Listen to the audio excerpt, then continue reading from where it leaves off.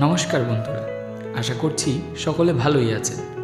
আজকে আমাদের এই গল্পের সন্ধানে যে প্রসঙ্গে আমরা এগিয়ে যাব তা একটি সুন্দর কবিতার মাধ্যমে ব্যক্ত করতে চলেছি, যার শিরোনাম শরতের আগমন।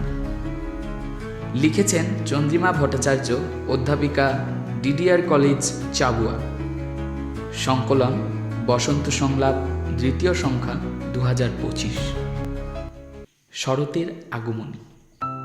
শরতের বিকেল নামে শিউলির মধুর গন্ধে, দিন শেষে ঘরে ফেরা পথিকের মনে তখন বাজে আগমনী সুর।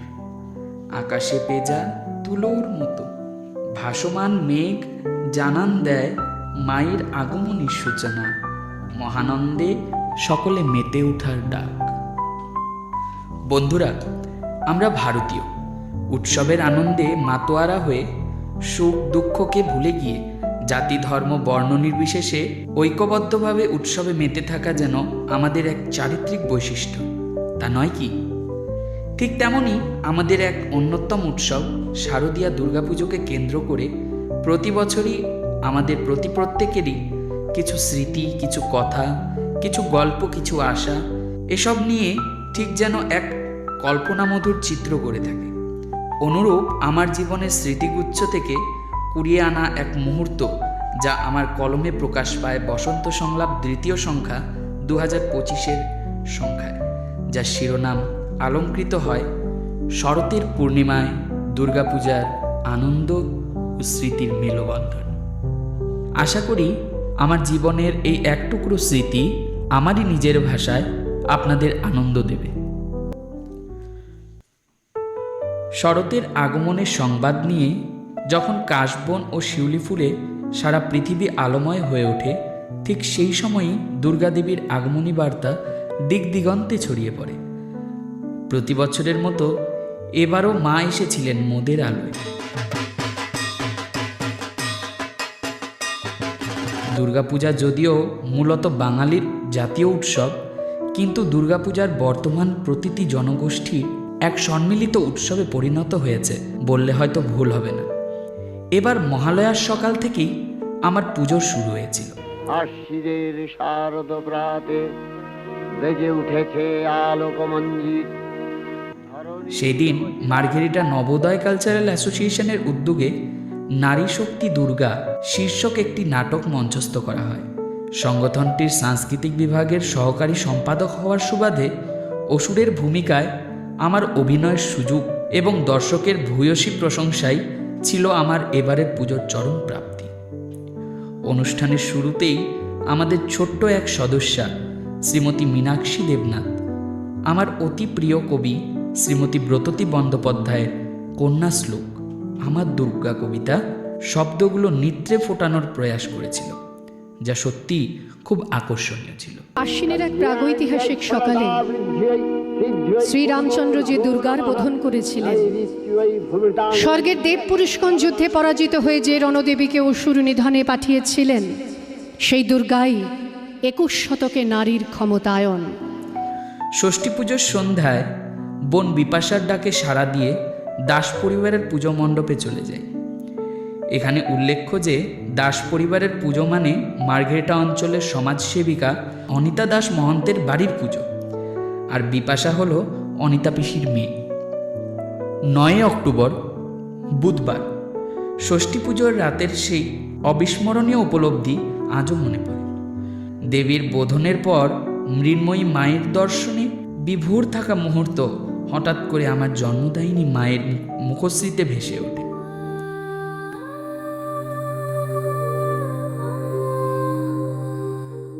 অনেক চেষ্টাতেও সেই মুখশ্রী বদল হচ্ছে না দেখে আমি খুব আবেগপ্রবণ হয়ে পড়ি। আমার দু চোখ বেয়ে অশ্রুধারা অনর্গল বের হয়ে আসতে চাইছিল। কোনো অদৃশ্য শক্তি যেন মাতৃহারা সন্তানের বেদনা ভুলিয়ে শান্তির প্রলেপ লাগিয়ে দিল।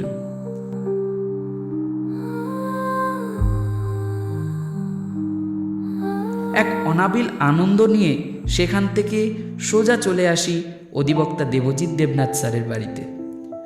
তখন ঠিক রাত 9টা। আমাদের হঠাৎ প্ল্যান হলো মার্ঘেরিটা মাতৃসংঘের পুজো মণ্ডপে যাব। সেইখানে নাকি ডান্ডিয়া নৃত্যের আয়োজন করা হয়েছে।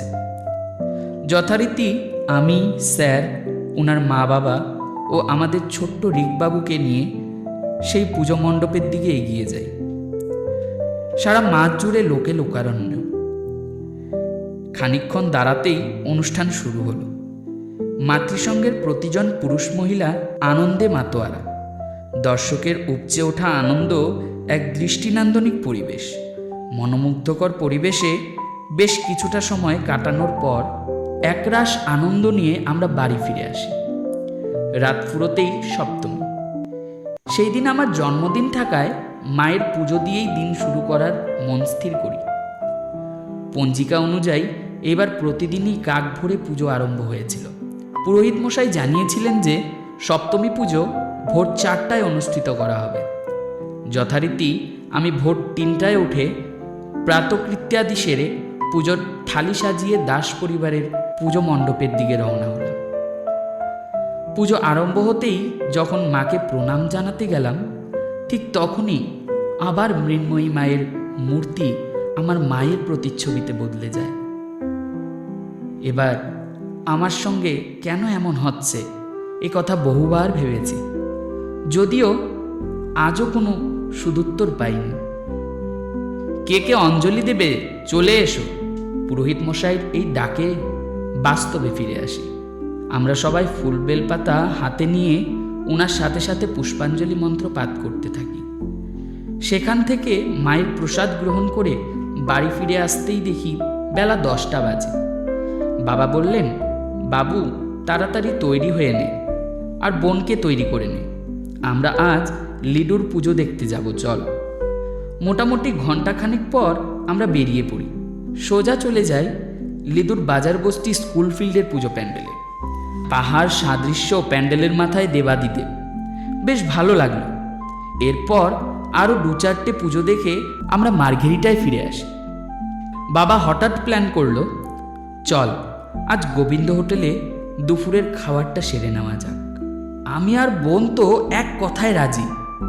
আমি বলি চলো।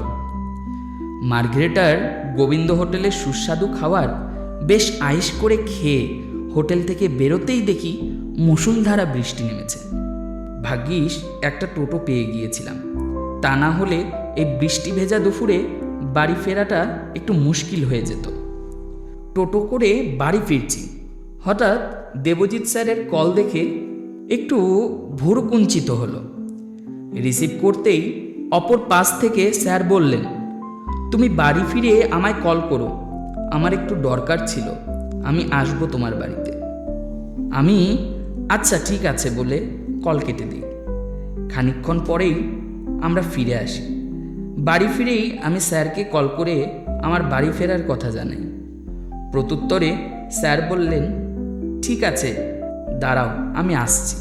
আজ সকাল থেকেই হাঁটাহাঁটি বেশি হওয়ায় হয়তো একটু ক্লান্তি লাগছিল।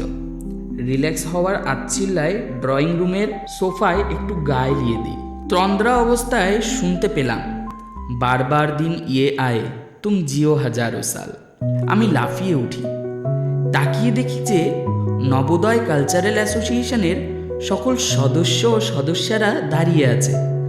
আমি তো দেখেই হতভম্ব হয়ে পড়ি। এভাবেই ওরা আমার সারপ্রাইজ বার্থডে পার্টির ব্যবস্থা করলো। সবাই একে একে শুভেচ্ছা জানালো। সুজাতা ম্যাম আমায় বলে ওনার দেওয়া নতুন পায়জামা পাঞ্জাবিটা পরেই যাতে আমি কেক কাটি। ম্যামের দেওয়া পায়জামা পাঞ্জাবি পরিধান করে আসতেই কেক কাটা হয়। নাচ গান আড্ডায় সবাই মেতে উঠল। বাড়ির পরিবেশটা হঠাৎ যেন পাল্টে গেল। তবে সেদিন আমার মামুনিকে খুব মিস করছিলাম। উনি যদি থাকতেন খুব খুব খুব আনন্দ করতেন।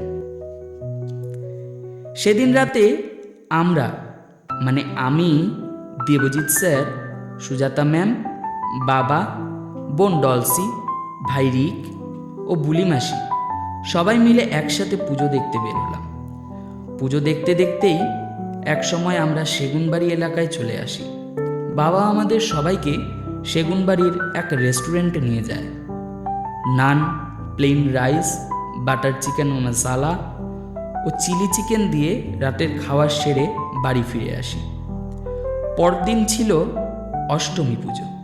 ভোর হতেই সকলে প্ল্যান করে, চলো রামকৃষ্ণ মিশনের পুজো দেখে আসি, ভোগের প্রসাদ খেয়ে আসবো।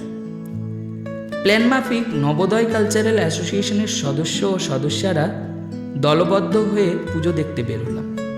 রামকৃষ্ণ সেবা আশ্রম চত্বর জুড়ে ভক্তের সমাবেশ।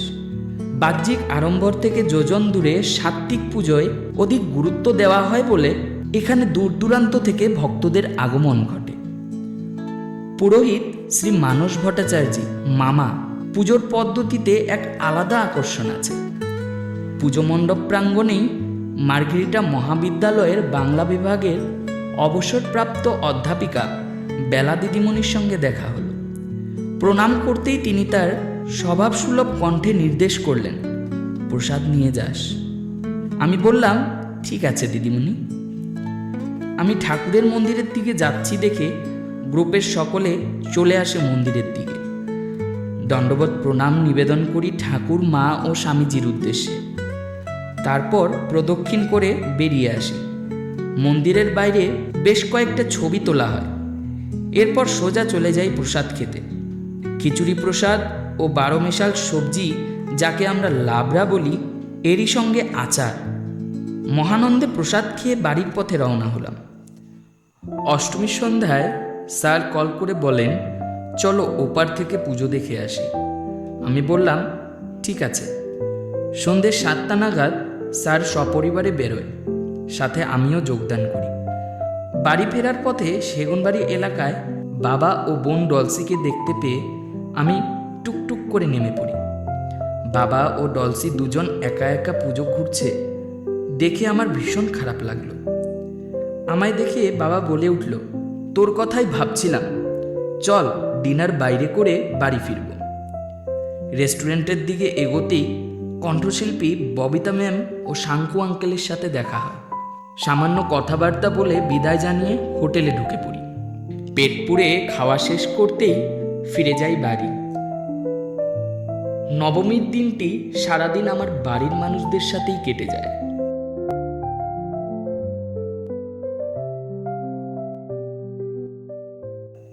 আজ দশমী, মায়ের বিদায় পালা। ভোর থেকেই মনটা খারাপ। বাড়ির রান্না সেরে চলে যাই জুনি দিদির বাড়িতে। সে সময়ে মায়েদের সিঁদুর খেলা চলছিল। ছোট্ট বাচ্চারা মায়ের পায়ে তাদের বই দিয়ে বিদ্যা বুদ্ধির প্রদানের প্রার্থনায় ব্যস্ত। এমনইভাবে এক সময় মায়ের প্রতিমা বিসর্জনের মুহূর্ত এগিয়ে এলো। সব গুলিয়ে নিয়ে সসম্মানে মাকে বিসর্জনের ঘাটে নিয়ে যাওয়া হয়। ঢাকের তালে নাচ গান করে সবাই আনন্দে মাকে বিদায় জানালেন। মায়ের প্রতিমা নদীর স্রোতে ভেসে যেতে লাগলো।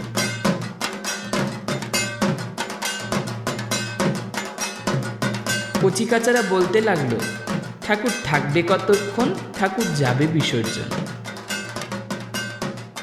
প্রণাম জানিয়ে মনে মনে বলি, আবার এসো মা, এবার অনেক কিছু দিয়ে গেলে, যা স্মৃতিপথে লেখা থাকবে।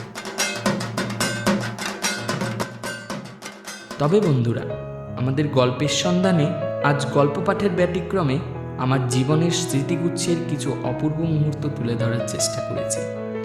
যদি আপনাদের ভালো লেগে থাকে তাহলে লাইক অ্যান্ড শেয়ার করে চ্যানেলটিকে সাবস্ক্রাইব করে দেবেন।